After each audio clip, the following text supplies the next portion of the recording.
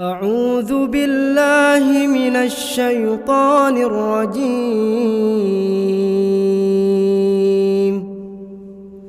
بسم الله الرحمن الرحيم.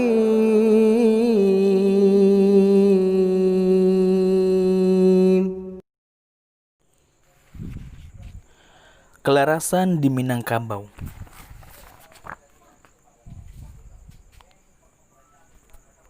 Dalam kelarasan di Minangkabau ini ada beberapa materi yang kita harus pahami. Yang pertama adalah apa sih pengertian dari sistem kelarasan.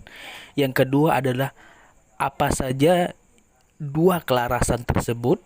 Setelah itu apa saja persamaan dan perbedaan antara kelarasan tersebut.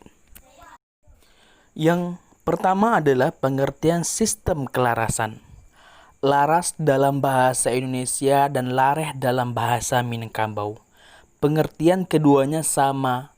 Laras atau lareh adalah dasar pemerintahan menurut adat Minangkabau pada zaman Belanda. Laras atau lareh mengalami perubahan makna menjadi distrik pemerintahan di Minangkabau.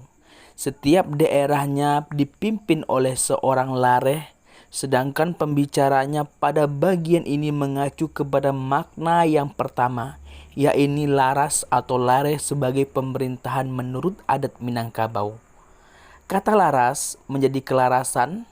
Kelarasan adalah sistem pemerintahan menurut adat Minangkabau.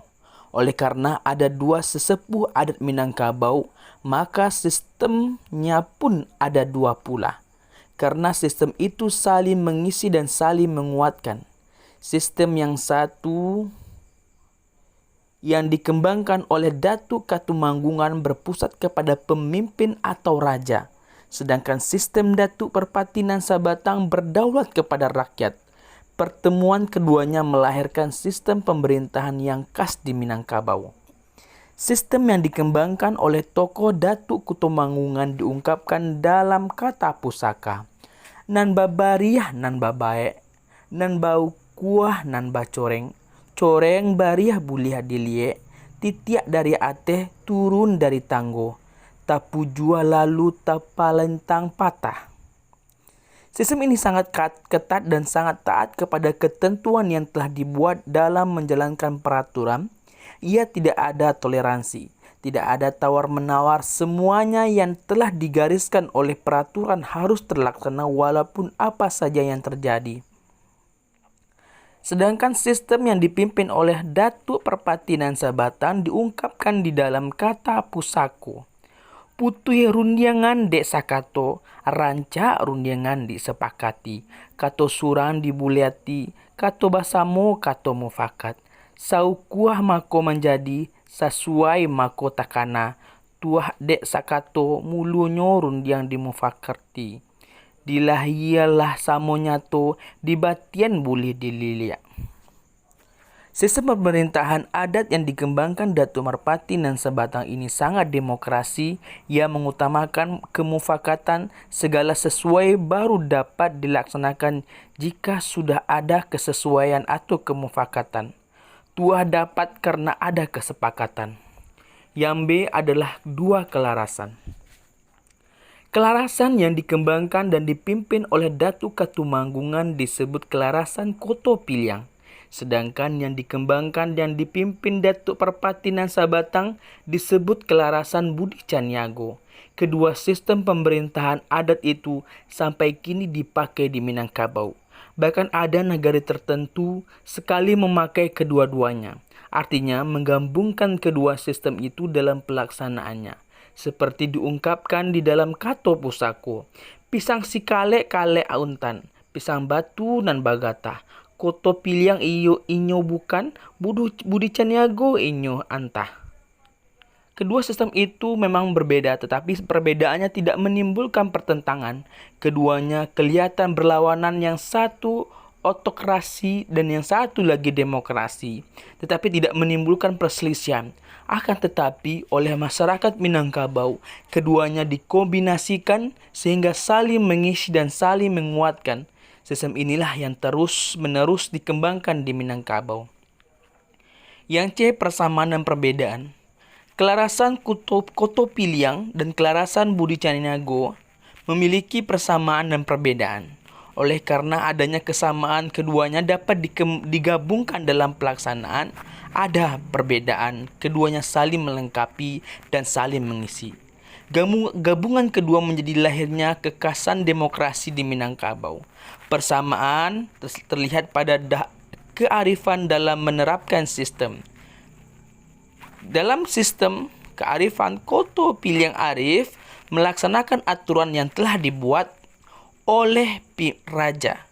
Tegas dalam menerapkan ketentuan yang telah disepakati dan taat kepada setiap ketentuan yang digariskan oleh raja. Semua ketentuan itu harus terlaksana meskipun menghadapi risiko yang berat. Itu adalah Koto Piliang. Sedangkan Budi Caniago arif di dalam menyusun ketentuan dibuat untuk keperluan bersama, untuk kepentingan orang banyak. Ketentuan dibuat untuk keperluan bersama, untuk kepentingan orang banyak. Karena itu untuk membuat harus disepakati sehingga dalam pelaksanaannya dapat berjalan lancar. Gabungan kedua sistem itu atas kesamaan yang dimilikinya diungkapkan di dalam kata Pusako. Bajanjang naik batanggo turun, naik dari janjang nan di bawah, turun dari tanggo nan di ate, titik dari langit, tabasui dari bumi. Dari persamaan itu juga ada perbedaannya. Perbedaan itu antara lain adalah dalam pengambilan keputusan, dalam penggantian gelar Pusako dan dalam bentuk rumah gadang. Dalam pengambilan keputusan, kelarasan Koto Piliang berpedoman kepada kebijaksanaan dari atas, yaitu dari raja. Segala bentuk keputusan datangnya dari atas, nanti tiak dari langit. Masyarakat tinggal menerima apa yang telah ditetapkan oleh raja. Sedangkan kelarasan Budi Caniago mengutamakan kata mufakat. Kato basamo kata mufakat sesuai mako takana. Keputusan diambil berdasarkan kesepakatan bersama, bukan hanya berasal dari pemimpin atas segala, akan tetapi masyarakat ikut dilibatkan. Itu saja. Berarti pada intinya di sini adalah kelarasan ada dua macam. Yang pertama adalah kelarasan Budi Caniago.